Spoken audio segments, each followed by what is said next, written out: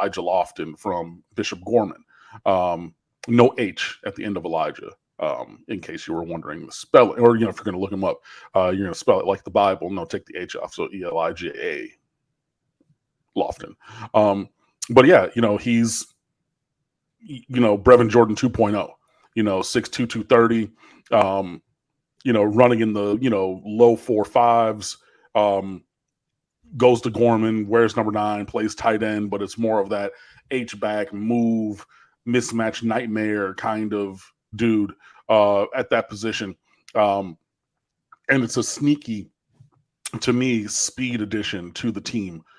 He's not, who's a really fast.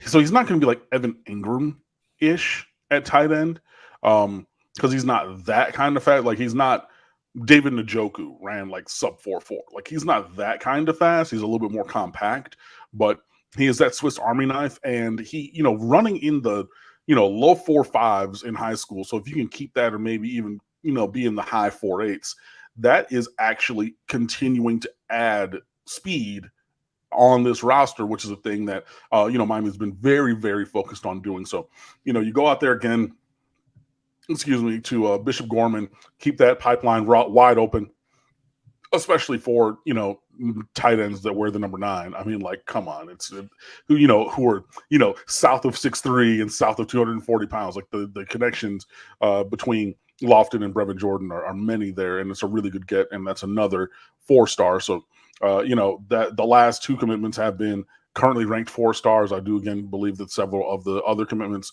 are going to see their stock rise over the course of their senior season, and even some of those who are in that 3-star range right now are going to be bumped up to blue chip range.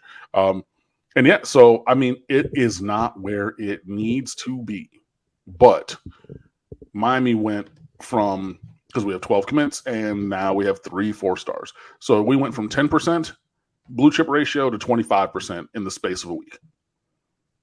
And we have a higher raw number of 4-stars, being 3 at this time, than we had on this same day last year, which was only 1. So I say that to say, I mentioned that, people were saying, things about like, oh, hey, Cristobal and staff have fallen off and they're not going to be able to recruit and blah, blah. And, people always want to pile on. So, I saw Darren Ravel and then a couple other people talking about, the stock price of that Life Wallet or whatever.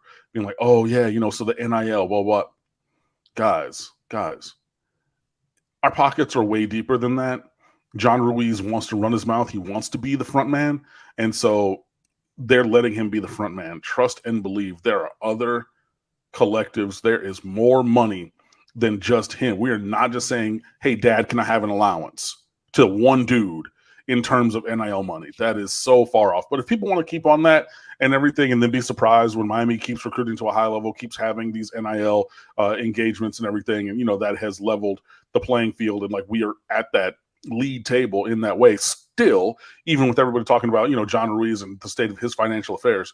I mean, if they keep talking about, the fact that he's running out of money and it's not going to work and everything, but then Miami continues to recruit and keeps having this influx of money in this area, then that kind of shows and proves hey, if you're thinking that he's going down or the level of money over with him is not what it once was, but everything else stays the same, then that kind of shows you that he ain't the only one. But hey, so yeah, it's going. I think that, recruiting is going well. But yeah, you've missed on some guys, 4-star linebacker / baseball player. James Nesta from North Carolina picked Oklahoma this past time. I think it was yesterday, matter of fact. Things like that. You're not getting everybody, and that's okay. But we're starting to see movement in a positive direction on the trail, and all of these previous visit weekends over the course of the month of June, you're seeing a lot of the needle moving with these really top end guys. No, they're not committing on visits just across the country as much as they used to, players, but Miami is really, really, really doing well and representing themselves across the course of this cycle. And, you know, it does take time to finally start to get some of these commitments, but I'm very confident in what the work is that Miami has done. And then when you add guys like Lofton and Riley to the group that's already there and then continue that momentum forward, I think that, you know, we're fine. We're in a great place, but we just got to keep, you know, treading water, chopping wood, and moving forward. Falconer TRX, thank you so much. Super sticker, Falconer TRX. This is almost the official start of the show when he lays down the super sticker and gets us going. Appreciate that, sir. Falconer following up with this one. Swiss Army knife, tight end, critical to deep receivers. Sure, fine. I mean, you know, you got to have guys who can attack the defense at multiple levels. And you have that. So, you know, you want to add some other guys, especially in the receiving core, especially of that, you know, really 1A alpha dog, you know, just, you know, that those generational talents at receiver, of which, you know, Miami has missed on from South Florida oh so many times over the course of the last, you know, 20 years. We all know all those names. But yeah, you know, a Swiss Army knife tight end, you know, is it's critical to everything. You know, you don't want to be a one-trick pony. You don't want to be, God, who was a guy? Michael Irvin Jr., when he was here years ago, you know, you could be like, hey, he's coming in the game.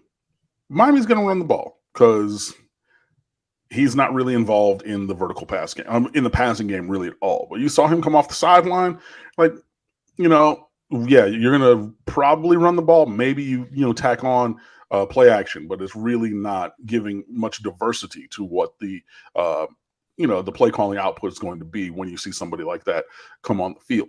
But if you think back, and this is one of those games that I thought, you know, well, not thought, I was there and like Miami should have won this game, needed to win this game and didn't. It was against Florida State in 15. Yeah, I want to say. Or wait, are we?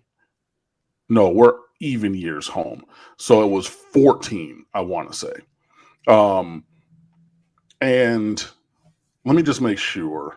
2014 Miami FSU football. Let me just make sure that this is the game that I'm thinking of. I'm pretty sure that it is.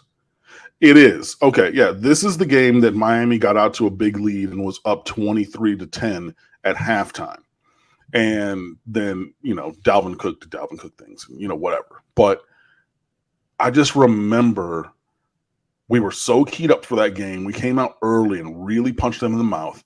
And one of the plays that was really a line of demarcation for me was we came out in heavy personnel, right? So I think it was 21, two backs, one tight end. And it was, you know, so you had Walter Tucker, number 44 at fullback, and you had Clive Walford at tight end. And you go, you know, you're going I formation, you're going heavy, you know, big boy personnel. So then Florida State matches that, like, all right, cool, we're going to go and match you with big boy personnel. But then we came out and went 5 wide spread with those guys, right? Because remember, Walter Tucker was an All-American high school track guy. He was like a 2 or 3 time state champion at American Heritage. And then you had Clive Walford, who had a, you know, nice career, a borderline still in the NFL. And you put him at a slot, and then you're up against these big run-stuffing linebackers. Bomb, you hit him up the seam for like 63 yards or whatever, and you take it to the house. And then that was a game where, like, let me see, where's the and that was yeah, Clive Walford, 61-yard touchdown from Brad Kaya to go up 23-7 early in the second quarter. Like, that was scored with 11:37, and then nothing else happened in that quarter except for a field goal with like 8 minutes left. But being able to have the diversity of scheme with the kind of athletes that we went with that would otherwise hint at something else, you know, a different, very, very different engagement from a alignment and usage situation. But then you're able to, hey, no, we're not going heavy. We're not going jumbo with the jumbo guys. We're going spread, and we're going to split you down the middle of the seam and go score. That was a thing. And I remember watching, I said, oh my goodness, we can do this.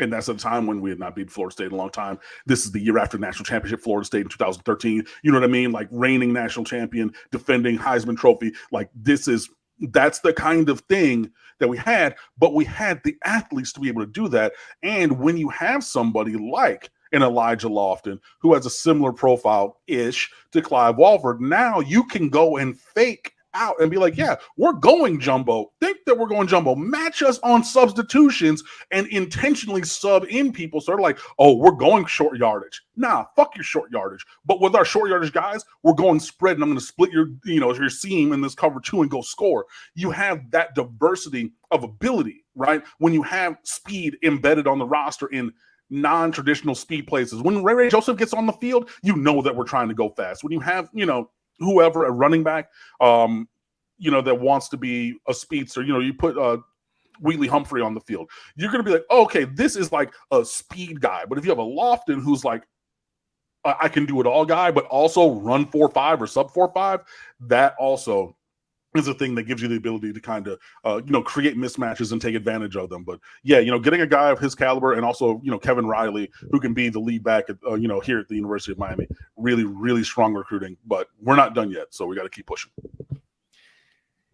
Elisha Lofton in his junior season caught 30 for 756. That's 25.2 yards per reception, 11 touchdowns on just 30 catches. The previous season as a sophomore, 22 for 507. So another big downfield number of 23 yards per catch, 8 touchdowns.